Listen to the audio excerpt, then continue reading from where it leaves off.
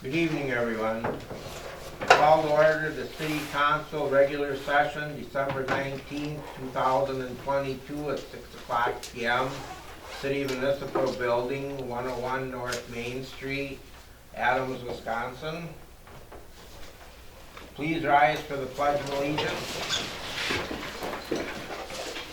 I pledge allegiance to the flag of the United States of America and to the republic for which it stands, one nation, under God, indivisible, with liberty and justice for all. Brooke, take the roll call, please. Mayor Hilson, Here. Chief Woolen, Here. Street Superintendent Kirstenlohr, Here. Alderpersons Cantu, Here. Grooms, Here. Hanson, absent, Heitman, here, Klum, here, Scott. Here. Okay, thank you, Brooke. Approval or correction of minutes for the regular session held on December 5th, 2022. Make a motion to approve the minutes for the regular session held on December 5th. Second. Any questions? Brooke, take the vote, please. Alderperson Klum, Yes. Scott, Yes. Cantu, Yes. Grooms, Yes. Heitman. Yes. Okay, petitions and communications, citizen comment. Discussion of any topic brought before the council during petitions and communications. And I believe we have nothing.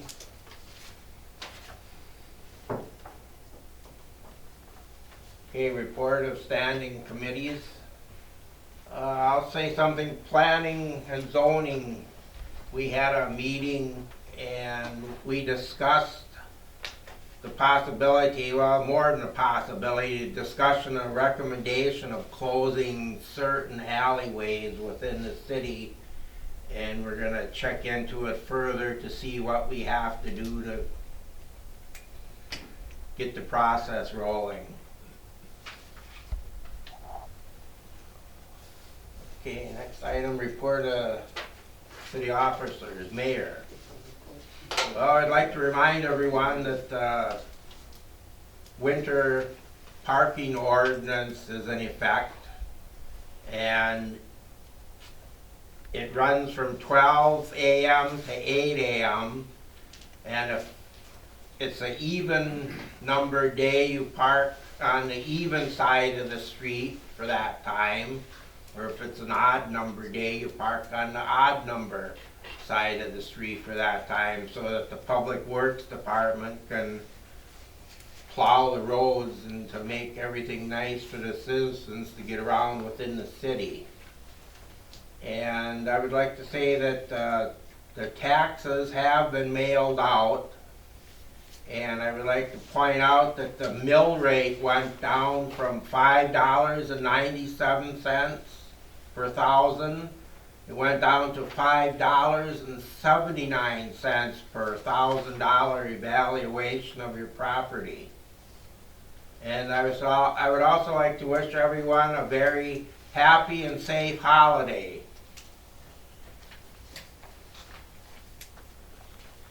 Okay, moving on, police department update, Chief Woolen.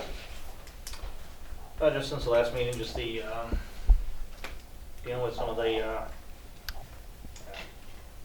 issues with the winter weather that we had, just that we have some coming up again.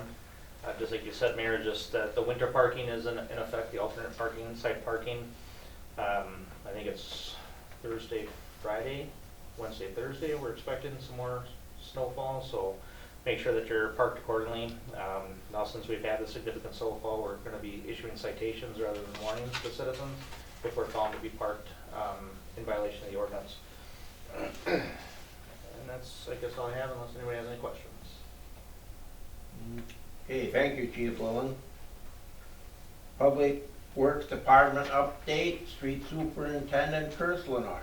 Yeah, just recently, obviously dealing with the snowstorms and the wet, heavy snow, we've got a lot of tree branches and issues down that I've gotten lots of phone calls in regards to. We are out picking up brush and will continue to pick up brush as needed here for a little bit. We're not going into your yard and getting your brush and bringing it out and taking care of it. If it's on or near the street and cut up properly, we will pick it up and try to take care of some other larger branches if we can get to them. Obviously, in the next day or two with more snow coming, that once that stuff gets buried, it'll have to stay till spring. We won't be picking up brush forever, so we're gonna try to get to as much brush as we can tomorrow, or maybe the next day, and then see what the next snowfall brings us. So if they've got any questions in that regards, they can call me at the Public Works office. Other than that, just working on fixing up equipment and dealing with the snowstorm and the brush. Okay, thank you, Street Superintendent Kurslanor. New business, action. Item number 1. Well number 4 feasibility study presented by MSA. Correct. Good to see you all tonight. I'm Brad Stuczynski. I work with MSA as in the potable water engineering. A lot of what I do is to try to get water, drinking water supply to small cities and villages across the state of Wisconsin. I've worked on projects in Adams for, I guess, back to a rural development project back in the early 2000s. Actually had some limited involvement on well number 5 as well.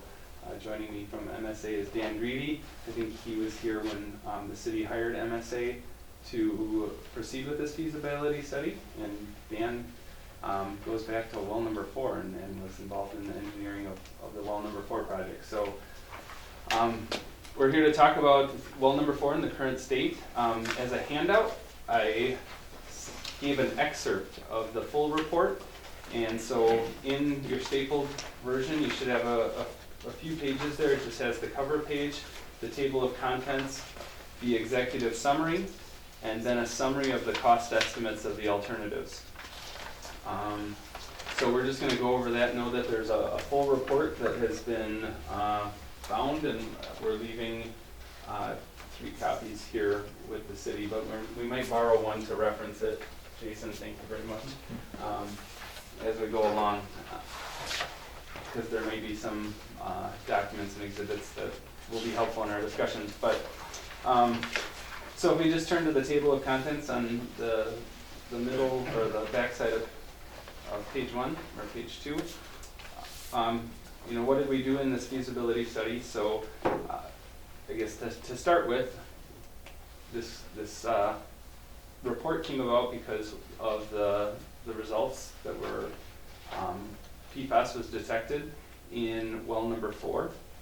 So the goal of this study was to really look at how do you regain that water supply back. The city of Adams has 2 wells, well number 4 and well number 5, that have been active wells for a while now, and so well number 4 was voluntarily taken offline, and so that water that now has a detected PFAS above the hazard index, and so this feasibility study is looking at, well, what could you do to get that water supply back? A lot of it really boils down to either treating well number 4 or going to look for a new source. So that's generally what this study looks at. And so in it, chapter 1, we're looking at the existing water system, making sure we have a good understanding of what the situation is in terms of past history. There's 3 wells that were abandoned that are no longer in service, so that's good information to know when we're looking at the potential for a new well. We look at the specific water quality results from well number 4, and then in chapter 2, what is the state of PFAS regulation, and what is the state of, what are the risks with having PFAS in drinking water? What are the regulatory requirements, health advisories, what's current, what's coming? Those are touched upon in chapter 2. Chapter 3, we looked at the water system capacity. What are the needs? We looked at what are the current water demands, what are the projected future water demands for the Adams water system, which also feeds the Village of Friendship. And then in the alternatives analysis, we looked at, basically those two main options: to treat well number 4 or to pursue construction of a new well. But that gets broken down into, what specific type of treatment and, how big the treatment capacity should be. And then also in well replacement, talked about more of the nuances, like how big of an effort, where's this gonna be? We don't really come up with a specific location at this point, but we do look at, make some generalities and, what would it take to get a new well. And then the last is the state of funding. I think there's a tremendous opportunity for PFAS-related projects, and especially at this time, I think there's going to be a greater demand to use the money that is associated with PFAS funding, and I think Adams generally is more at the forefront of those requests, so that comes into consideration as well.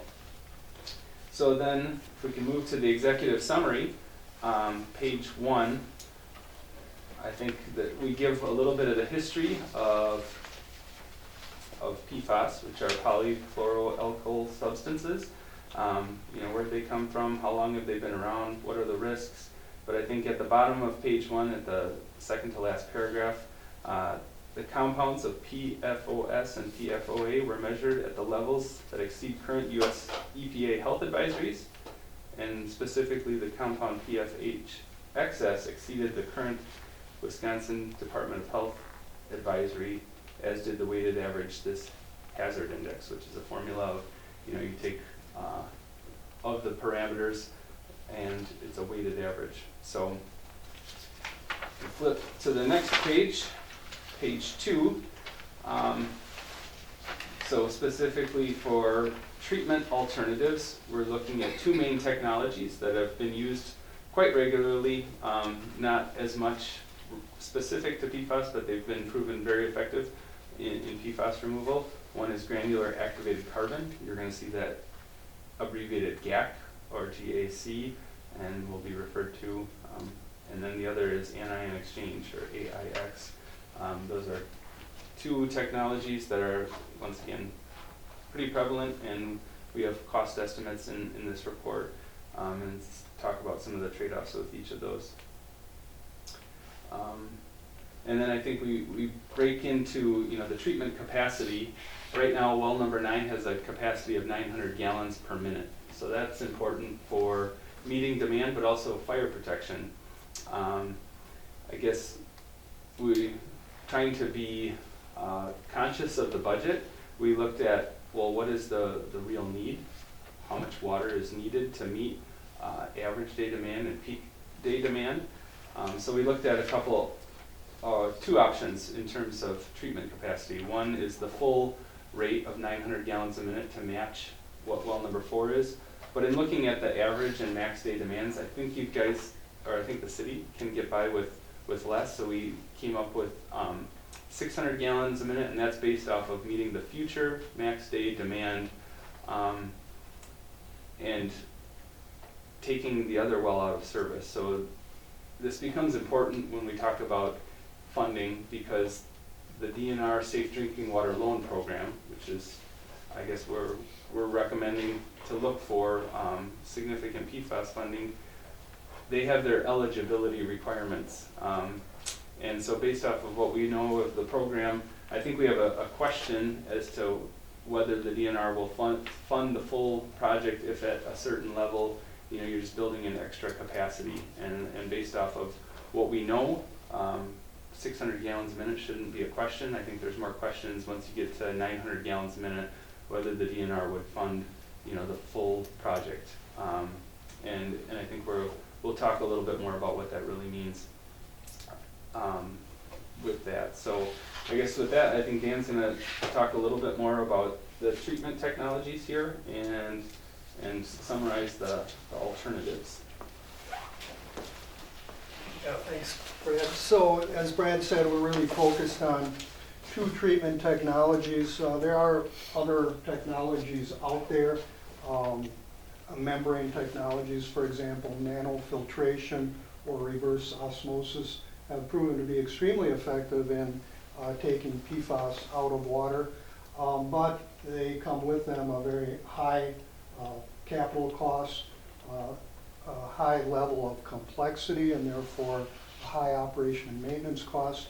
And most significantly, they produce a large waste stream of concentrated pollutants. So you'd be sending 30 or 40% of the water produced by the well would be sent into the sewer and down to your wastewater treatment plant loaded with PFAS. And we're here tonight principally concerned about regulations for PFAS in drinking water, but PFAS regulations for wastewater are coming down the road too, so we don't want to set you up, solve one problem and create a bigger problem at your wastewater treatment plant. So we really pretty quickly eliminated reverse osmosis or nanofiltration as alternatives. There are other more exotic treatment technologies out there, but they're kind of still in the laboratory, not quite ready for prime time yet or for full-scale implementation. So we're really focused on just two alternatives, as Brad said, granular activated carbon and anion exchange. And the two technologies are very similar in that they're both adsorption technologies. Water passes through this media and the PFAS sticks to the media. So what happens then? Well, eventually the media is loaded with PFAS and can't absorb anymore, and then you start to see breakthrough, and that's when you know it's time to change out your media. In either case, though, as I say, they're adsorption technologies. Anion exchange requires less media than granular activated carbon, so anion exchange is a smaller vessel and requires a little bit smaller building to house it. Therefore, the costs are actually pretty similar. Anion exchange has a disadvantage of requiring pre-treatment, microfiltration as treatment for anion exchange. So you have that capital cost, and you have the ongoing maintenance costs of changing out those filters or cartridges for pre-treatment for anion exchange. In either case, the systems would go in a new building that would be located just south of your well house, well 4 at the corner of College and State. The building, approximately preliminary design here, we're looking at about 28 by 32 feet. Be a tall building though, especially in the case of granular activated carbon. We're looking at a 12-foot depth of this GAC media. So, with the air release valve on top and everything else, you're looking at, an 18 or 20-foot ceiling height in this building. So it's pretty tall, and that, of course, adds to the cost of the building as well. But in both cases, both treatment technologies would be, look pretty similar from the outside in terms of the building requirement to house it.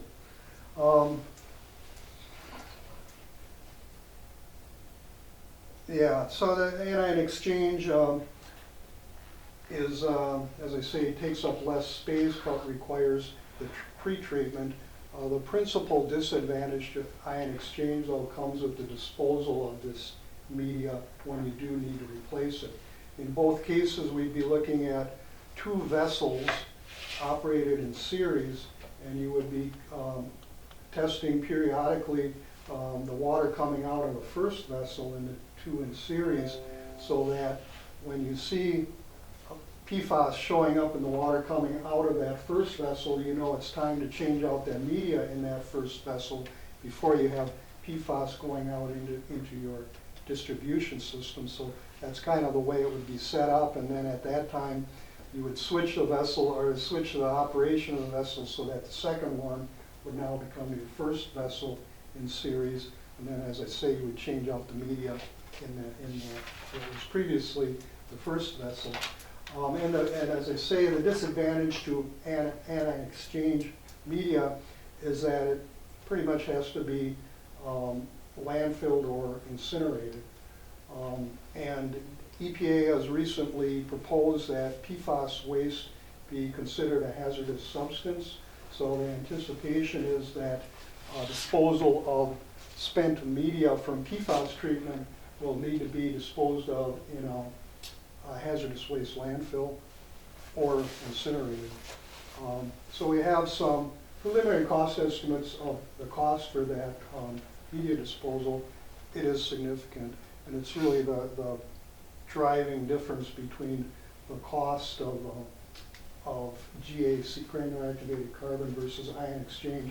Because capital costs are pretty similar, but when you get into the operational and maintenance costs, which is almost entirely the replacement and disposal of the spent media, granular activated carbon is significantly more cost effective. That's because granular activated carbon can be regenerated.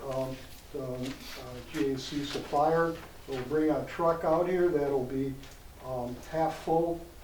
One half of that truck will be full of new media. They'll come out here and they'll suck the old media out and put it in the other half of the truck trailer, and then they'll install the fresh media in your vessel, and then they'll take the spent media back to their plant, and they'll actually regenerate it under high temperature, burn off the PFAS, and then they can actually resell that product for industrial uses, not necessarily for potable water treatment, but there is a market for that regenerated granular activated carbon media, and that's where it becomes cost effective. So, yeah, that's the in a nutshell, the difference between the treatment options. You know, when we look between the two, we are recommending granular activated carbon. We developed the cost estimates that I referred to are on the last page. There are capital costs shown. Brad's going to talk about funding in a minute, but we're assuming 70% grant, and then so then we show on a debt service cost for that, and operation and maintenance cost to arrive at total estimated annual cost for the project. So our cost estimates for the really 5 alternatives, first being replacement of the well, the second being replacement of the well, assuming that we need iron and manganese removal or iron and manganese treatment at that new well. The third alternative being granular activated carbon, sized for 600 gallons a minute. The fourth being anion exchange treatment, sized again for 600 gallons a minute. And then finally, an option for granular activated carbon, sized for 900 gallons per minute. So with that, I should, before I talk any more about treatment technologies, I'll turn it back over to Brad to talk about funding. Thank you. Any questions at this point? I do have a couple. Yeah. What's the lifespan on the treatment media? When you're talking about the granular activated carbon, how long would one of those cells of carbon last? Well, Looking at what you're proposing. That's a good question. For 600 gallons per minute, We actually have some numbers. In the full report, we have replacement identified, and that was an important assumption to make to get to that cost estimate. yeah, for 600 gallons, well, I won't.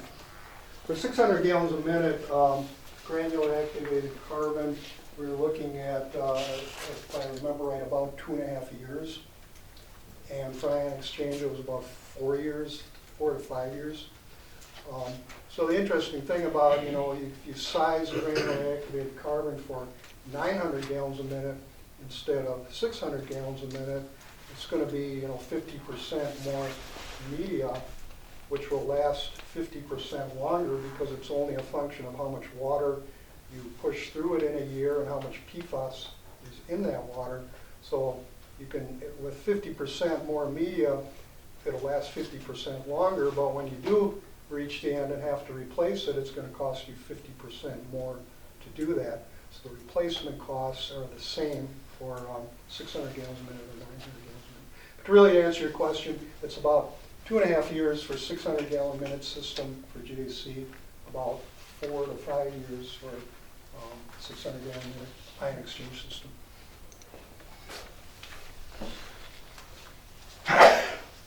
Any other questions at this point?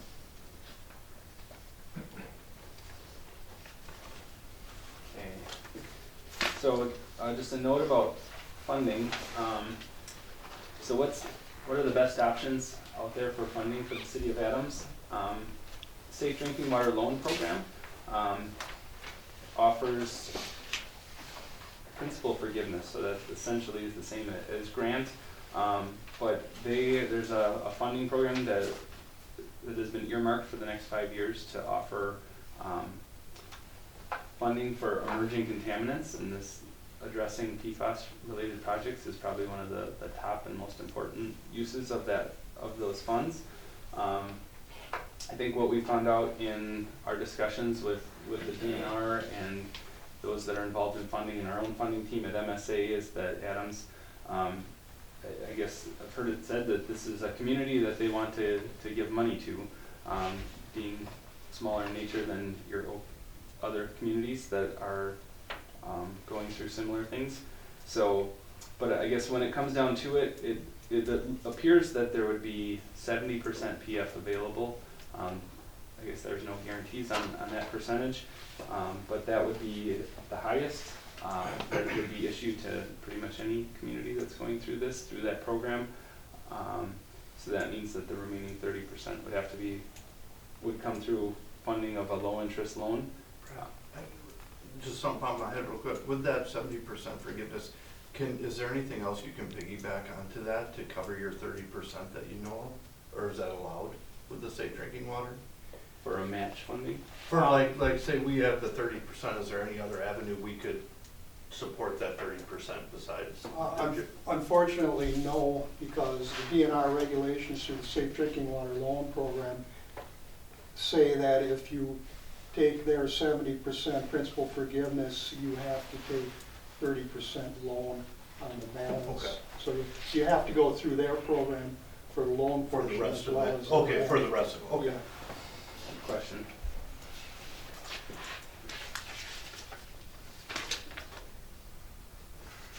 Sorry.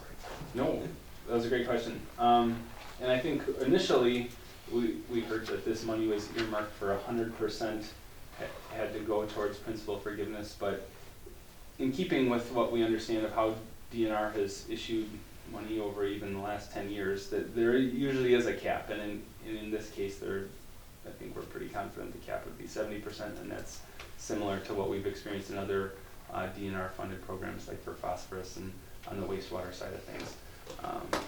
So I guess focusing the attention on that, I think the last sheet with this spreadsheet, the last page, I think that's the numbers that we hope gives you some more information as to what's at stake and what the true costs would be. But Dan went over the 5 alternatives, and we have an estimated project cost. We have the estimated local share, which would be the low interest loan after the 70% PF. But then that O&M cost becomes pretty significant when we talk about the media replacement, and that's a lot of what that O&M cost ends up being. Just a note on why we have 2 alternatives for well number 6. I guess with drilling a new well, well number 5, there are no detects for PFAS. So, I mean, there's reason to believe that you could go drill another well and there'd be no detects for PFAS. But what's the likelihood of that remaining PFAS free for the life of a well? Hopefully we're drilling wells and constructing well houses that last 40, 50 years. And I think like we have some questions as to whether, what the likelihood of finding that site in the city that would work out and you would have PFAS free water. So we'd have to, how would you even verify that? I think you'd have to drill a test well, and that's a requirement for a sand and gravel well as well. So a test well would be the first step of verification. You test that, then there would be a final well, you test that, and then I guess those would be the 2 big milestones, hurdles to overcome to achieving a new well Now, if you look at the sheet, the most cost-effective of those is a new well number 6. But I think there are some risks that we would just want to point out as engineers, and one of those is even if you get through those first 2 hurdles and the test well and the final well come back with no defects, over time PFAS is a fairly mobile chemical in the groundwater that you could pump that into your well over time and be left with a similar situation 5, 10, 20 years down the road, and I guess that's just an unknown and a risk. Now there's a history in the city of Adams where there's 3 wells that were bedrock wells, so they were deeper than wells 4 and 5. Deeper wells, in theory, offer better protection against PFAS, which is generated at the surface. So I guess alternative number 2 there, where it's a new well with iron and manganese treatment facilities, what we're thinking of is it would probably be something to the historical wells 1, 2, and 3 that had high manganese, high iron. You might get better protection from PFAS through that, but the treatment facility adds a significant capital cost, as you can see on the spreadsheet. Now the O&M is quite a bit less. Iron and manganese filters, there's less media replacement. The cost to replace media is quite a bit less than when we're talking granular activated carbon or anion exchange. So even though the capital cost is higher, it actually is comparable or slightly better than the PFAS treatment at well number 4 options. Yeah. Well 3 was never put online because of it though. Yes, that is. So well 3 was never put online because of the high, either iron or manganese or both, one and 2. So Correct. I don't know why, or I wasn't around, but I do know. But I believe that there was, the decision would have been, do you add treatment right there or go search for a new well number 4? Exactly, that's what instigated the search for well 4 and the implementation of well 4. Would that still be an option? What's that?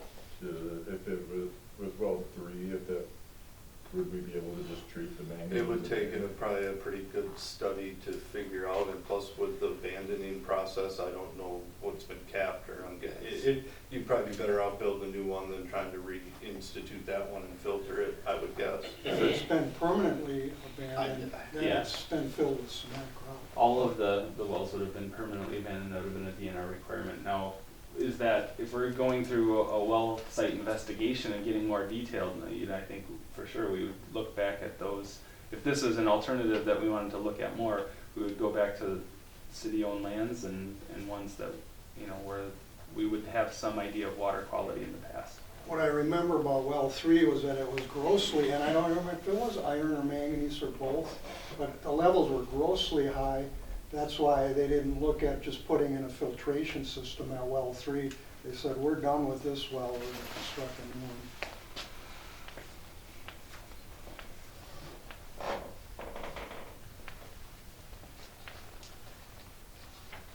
So I'm working from left to right on the spreadsheet with the costs. What we tried to do is break it down into meaningful, how does this affect the individual water customer. And so we have, second to the right is estimated annual cost per residential equivalency unit. Now that's factored in all the water use, including your large industrial and commercial users. So when I think our best estimate as to how it would affect each residential account is the far right column. And that's also summarized in the executive summary that, if you were able to find a new well, number 6, to replace well number 4, and it was determined that that was PFAS free, that would add about $19 per year to the average residential water account. If you were to do a new well, but maybe that iron and manganese comes back higher, maybe determine it at some point during construction, or you just commit to doing that at the beginning, that's $34 per year. Alternative number 3, treatment for PFAS removal at well number 4, assuming that 600 gallon per minute capacity, that would be $36 per year per residential account. The anion exchange, similar, but really the tipping point is the media disposal and the maintenance, and that's $42 a year. And then looking at we shared a draft report with Jason, and one of the edits was coming up with a cost estimate for number 9, and that also is $42 a year, but that assumes the 70% principal forgiveness. So if the DNR were to say, well, we'll only give you credit up to this, and there may be a slightly higher cost that ends up coming to the city.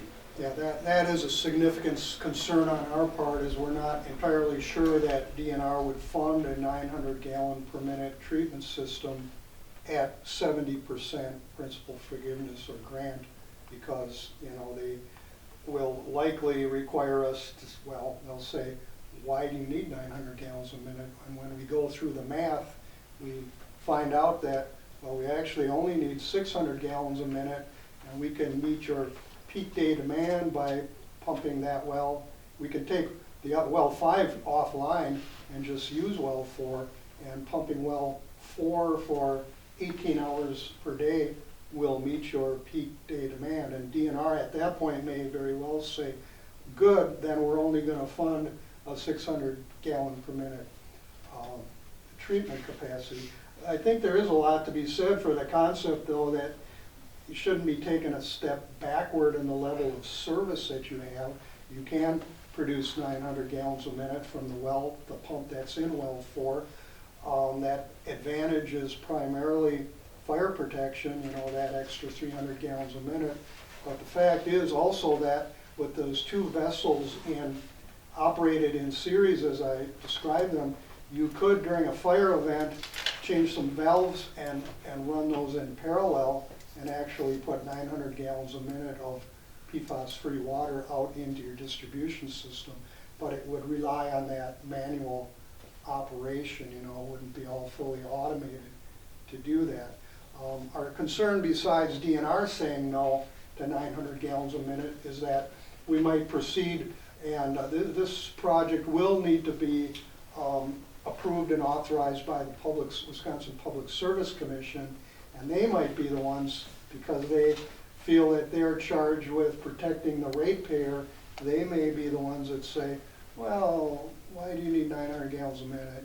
Can you get by with a smaller treatment plant? And we might have to admit that, yes, we could. It's a step back maybe in level of service a little bit, but we could get by with 600 gallons a minute. So that's why we're continuing to show our alternatives at 600 gallons per minute. My argument to these guys, and I've argued with them, that it's run at 900 gallons a minute since it was installed in 1996. So the DNR and everybody had their say in the beginning, so that's why I asked them to produce the 900 gallons per minute. But it may come down to funding, like they said, what they're going to fund.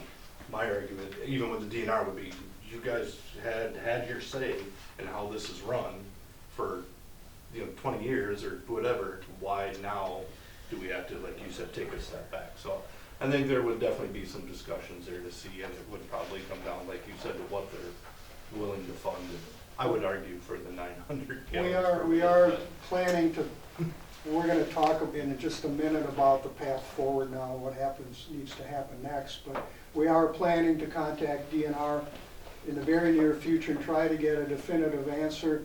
I think we should do the same thing with Wisconsin Public Service Commission, because the last thing we want to do is go too far down the road with a design for 900 gallons a minute and they say, oh, sorry, we're not going to fund that, or PSC says, we're not going to allow that. So that's something that we are going to come to terms with, but it's also a local decision. What do we have, another $6 per residential equivalent unit per year. I mean, on the face of it, that it's easy for me to say, because but it seems like not a lot of extra money, $6 a year to the average household for a 900 gallons a minute versus 600. But the question that's going to come up is, do you really need 900?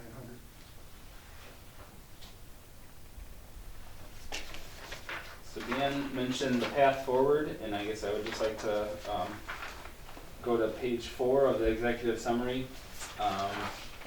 And really that last paragraph, well, I guess the last 3 paragraphs. So the top paragraph, what is the path forward if if the city is pursuing a treatment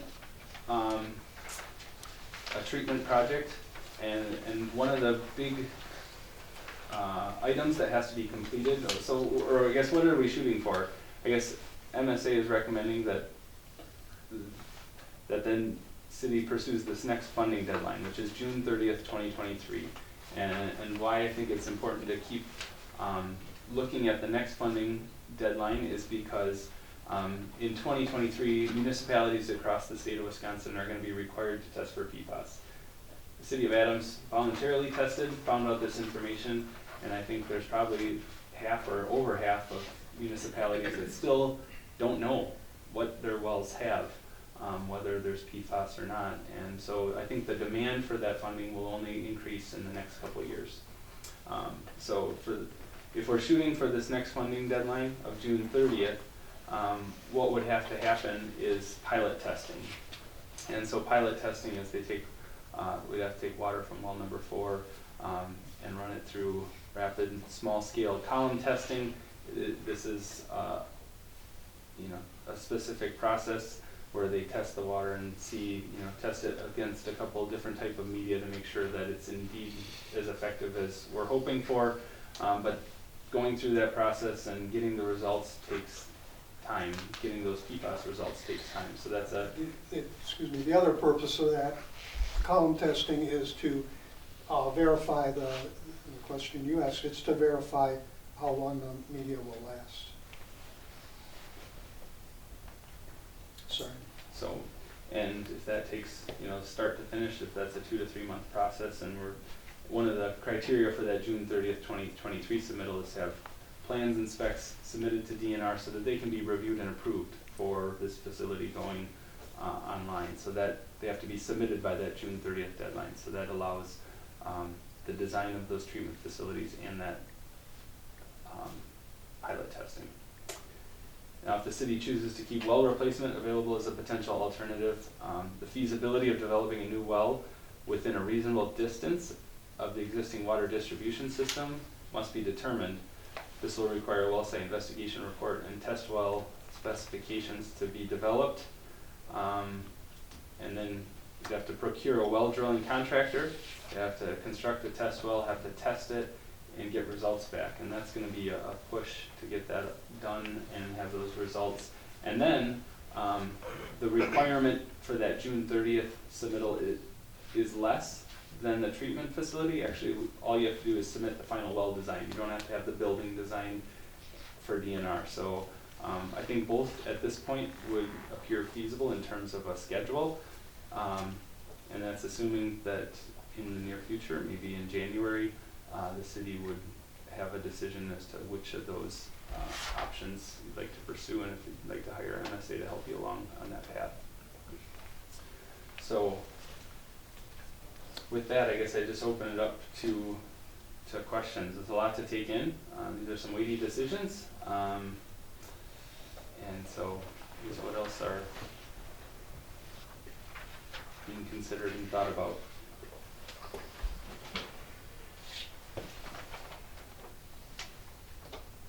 If I could, Brad, you talked about the option of well replacement, and that still being feasible and being able to implement within the funding timeframe or the funding deadline of June 30th of 2023, because at that point for a well project, we only have to submit plans and specifications for that final well, and not the well house and all the other things that go, connecting water main, all the other things that go with that new well house.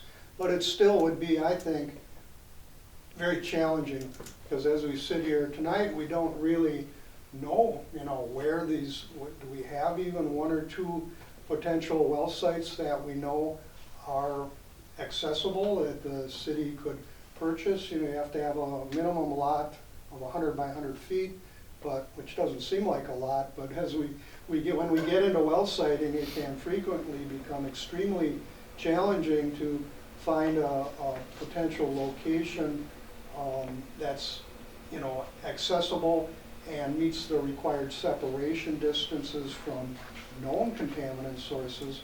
And then we have, of course, the big unknowns couple big unknowns. Are we gonna encounter iron and or manganese? And are we going to encounter PFAS? And as Brad said tonight, even if we don't encounter those things initially, you're only going to be test pumping, for maybe typically what, a week? Couple days. Yeah, a couple. 48 to We 72 can go with hours. some extended test pumping, but not the kind of length of time. You would really need to have complete confidence that you're not going to encounter contaminants in your well at some time in the future. So although it is, when you look at the cost, it's pretty tempting to look at alternative one and say, well, that's by far the least expensive. I think it comes with the most risk. I mean, I'm not saying it just because I was involved in the design and the implementation of well 4, but I think well 4 is a great well. It's a great producing well. It's low in iron, manganese, nitrate. The only problem it has now is PFAS. And again, we're trying to get the city, or keep the city positioned for this funding. And I guess we can't stress that enough. The federal government is putting an enormous amount of money, grant money, into the drinking water program to address problems like this. But nobody really knows what the demand is going to be. As you can see, these are very expensive projects, and there are larger cities out there with multiple wells impacted. I'm sure is going to be a huge demand for this money, and we'd like to keep the city of Adams at the forefront, at the front of the line, I want to say, for trying to get this grant money, to keep it at a 70% grant. In terms of the disposal process, I know this is all relatively new, like technology and how we're going to be dealing with it. Is that something that the state is going to be working on, like a disposal process to pick up themselves? Would that be a third-party private company that would go out and do disposal and pick up? Well, if it's granular activated carbon, you can rely on the media supplier to take his carbon back, and that would be part of the cost of that carbon replacement. It would be an exchange. They would take the old spent media back, they would regenerate it, they would resell it to an industry for industrial use, and that would be I'll say the end of it. That's how granular activated carbon would be handled. With anion exchange media, though, you don't have the opportunity to regenerate it, so the suppliers don't want it back.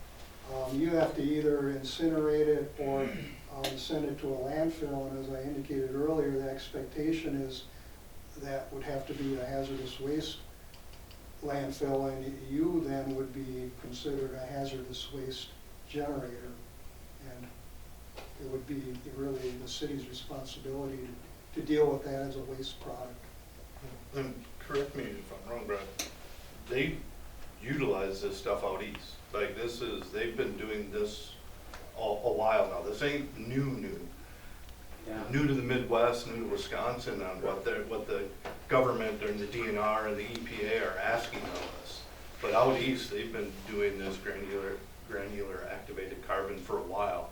And actually, the gentleman that came and visited our site was from New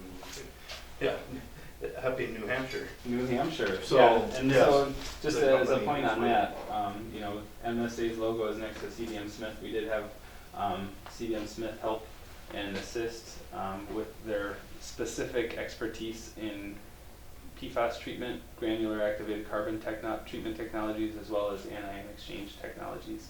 And so they have a history of successful projects. Now I think granular activated carbon has been used effectively for decades. Well, for PFAS, you're probably talking But yeah, 10 years. So then in terms of the PFAS application, it's been like 10 years. But I mean, it's been, both of those treatment technologies have been around for quite some time. Yeah, particularly granular activated carbon, you're right, it's been around for 50 to 75 years for volatile organics. If you have gasoline contamination, it'll take out benzene any number of volatile organic carbons, and they're finding, yes, it's also effective for PFAS removal. But yeah, you're right, Jason, there are states, particularly on the East Coast, that have been, I'll say, ahead of Wisconsin at least, and even ahead of US EPA in terms of establishing, if not drinking water standards, then very stringent health advisories, and this technology has been implemented out east for, I'll say, about 10 years.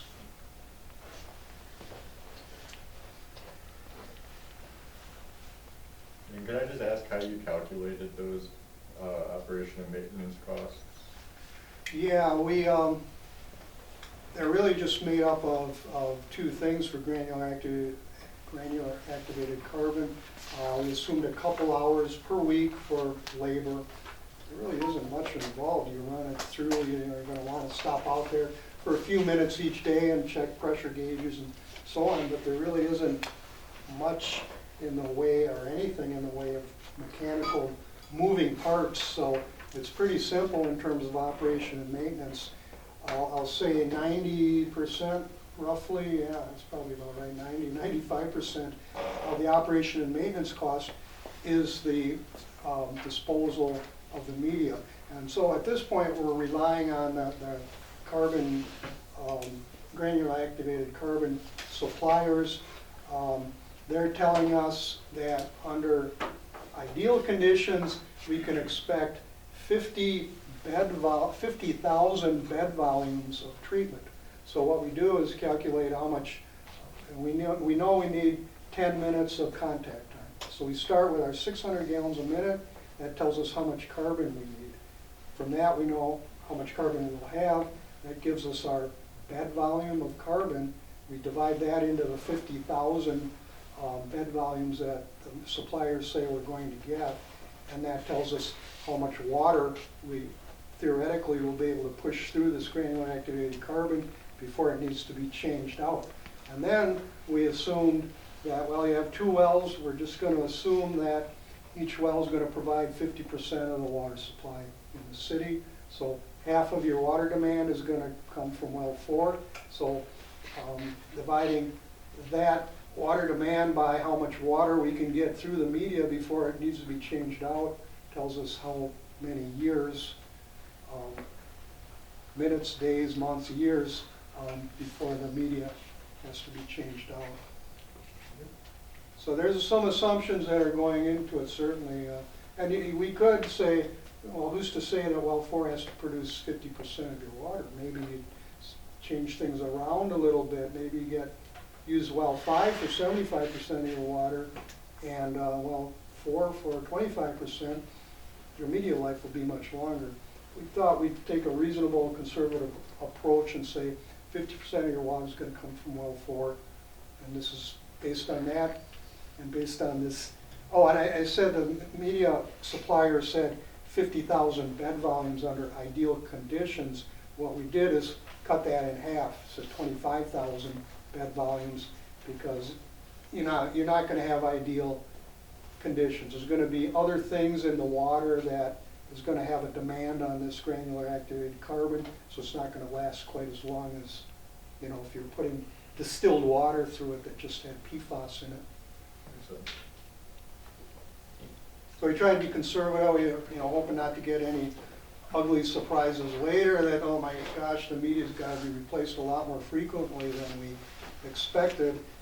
But as I said, this rapid small scale column testing is intended to verify that media life too. Might be worth building an incinerator. Somebody is, I'm sure, well, if ion exchange becomes, the way a lot of communities go, and I know in Southern California they're putting in a lot of ion exchange treatment as opposed to carbon. So there's going to be a demand for disposal of that, for sure. I believe Wausau went with granular activated carbon. Yeah. Wausau was installing a treatment facility before PFAS was detected, then they retrofitted it and went back to design to take care of PFAS. PFAS and added onto their facility, from my understanding. They went with granular activated carbon. Yeah. Most of the systems that have been put in have been granular activated carbon.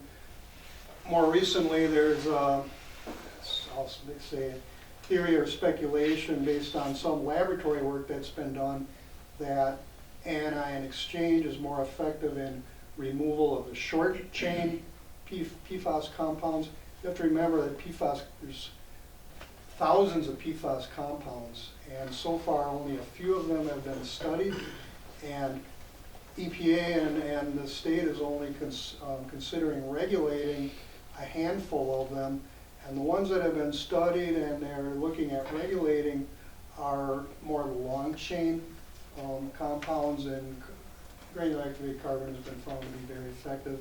The theory is that an exchange may be more effective in the removal of short chain PFAS compounds that someday may be regulated by EPA or the state.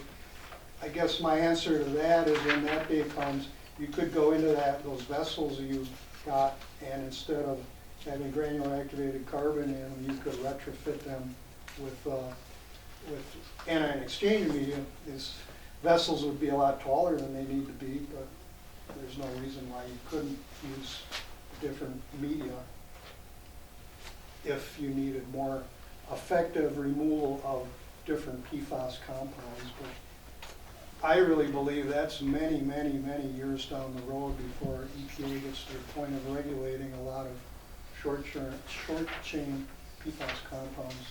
They're having a hard enough time with just a few of these long chain compounds.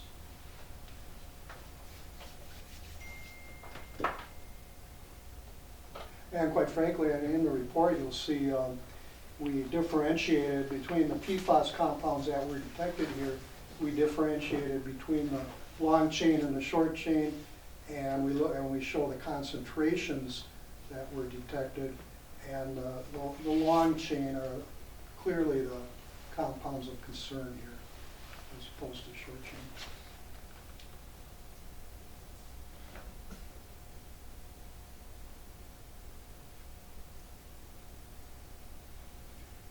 So we presented a lot tonight, and there's even more in the report. We do certainly want to hear any questions you might have, but our goal, I guess, is to stay on this time frame of getting plans and specifications and a funding application in by June 30th. Our goal is to come back to your January meeting and perhaps present a contract for this rapid small-scale column testing that Brad described, and design of PFAS removal facilities, if that's the direction you want to go. So I guess we're not really looking for any decision tonight, right? It's informational. This is There's a a lot lot to of information take to in. digest. Yeah. We weren't sure how many copies of the report to provide either. We only brought 3 up. We can. So we have 3 printed copies. We'll leave these behind. If I could grab one. We can I send have them an electronic. electronic And version. then I'll share a PDF, So- electronic version that can be shared with anyone else as well. So. Okay, thank you. Okay, does anyone have any questions? No. Okay, gentlemen, thank you for your presentation, and we have a lot to think about. Yeah, thank you for your time and appreciate all. Yeah, Jason's been a wealth of information and a good sounding board throughout all this, and so yeah, however MSA can help through this process. I mean, it's quite a predicament and a burden for a city like Adams to have 2 wells and one of them with this, and so I guess we're here for questions or anything to help you guys through this. Yeah, with the available funding, I think it's we've got it to what we believe is a reasonable impact to your average user. You know, we hope if you can access this 70% grant, but it's contingent on that, really. But if you do have any questions in the next month, Jason knows where to find us.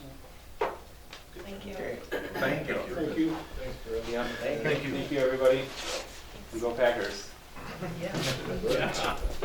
Bucks. And Banners. Okay, moving on. Need a motion for the purchase of portable pH probe meters.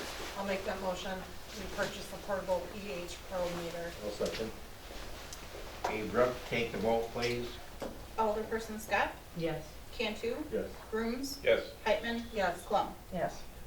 Okay, thank you. Motion passed. Item number 3, purchase of Vega level measuring system. I'll make a motion that we purchase the Vega level measuring system. I'll second. Okay, Brooke, take the vote, please. Alderperson Cantu, Yes. Grooms, Yes. Heitman, yes, Plum, Yes. Scott. Yes. Thank you, Brooke. Motion passed. Item number 4, purchase of tanks for spill protection. I'll make the motion to for the purchase of the tanks for spill protection. Second. Okay, Brooke, take the vote, please. Alderperson Grooms, Yes. Heitman, yes, Plum, Yes. Scott, Yes. Cantu. Yes. Thank you, Brooke. Motion passed. Item number 5, purchase of drum pump. I'll make a motion to purchase of the drum pump. I'll second. Okay, I Brooke. want to ask something. Oh, Are we using the prices that were from finance? Is that what we're using as purchase prices? That's what got sent. Yeah. Yep, that's what was. Yeah, those were Okay. the specific items. Okay, just wanted to Yes. make sure, just make sure that that's what we were voting on. Okay. okay, Brooke, take the vote, please. Okay, so, Purchase Oh, the of drum person- pump. okay, Alderperson Heitman, yes, Plum, Yes. Scott, Yes. Cantu, Yes. Grooms. Yes. Okay, motion passed. Item number 6, purchase of laser level. I'll make a motion to purchase the laser level. I'll second. Brooke, take the vote, please. Alderperson Plum, Yes. Scott, Yes. Cantu, Yes. Grooms, Yes. Heitman, yes. Thank you, motion passed. Item number 7, US Cellular Tower lease. That was tabled until next meeting. Okay, item number 8, mayoral appointments to Police Review Board, Public Works, Planning Commission, and Development Authority. Norman Amell Jr.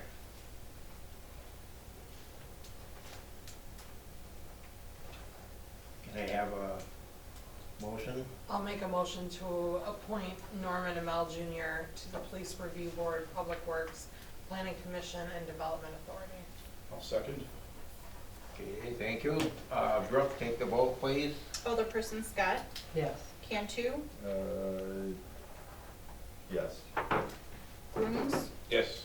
Heitman, yes, Plum. Yes. Okay, motion passed. Item number 9. Change or combine January 2nd, 2023 regular session with the January 16th, 2023 regular session due to New Year's Day holiday. Make motion to combine January 2nd and January 16th meeting. Second. Okay, Brooke, take the vote, please. Alderperson Cantu, Yes. Grooms, Yes. Heitman, yes, Plum, Yes. Scott. Yes. Okay, motion passed. Need a motion for payment of the bills. Make motion to pay the bills? Second. Okay, Brooke, take the vote, please. Alderperson Grooms, Yes. Heitman, yes, Plum, Yes. Scott, Yes. Cantu. Thank you, Brooke. Okay, moving on. Merry Christmas, everyone. Merry Christmas. Merry Christmas. Okay, adjourn from open session and immediately reconvene in closed session for deliberating or negotiating the purchase of public properties, the investing of public funds, or conducting other specified public business. Whenever competitive or bargaining reasons require a closed session. 19.851E, land sale transactions and purpose of considering employment, promotion, compensation, or performance evaluation data of public employee over which the government body has jurisdiction or exercises responsibility. non-union employee compensation, SS 19.851C. Make a motion to adjourn from open session and immediately reconvene in closed session. Second. I do have one question. Seeing as Derek is here, do we need to ask him the questions that we would want before adjourning into closed session? No. No? Okay, good. All good. Okay, Brooke, take the vote, please. Alderperson Heitman, Yes. Klum, Yes. Scott, Yes. Cantu, Yes. Grooms. Yes. Okay, motion passed.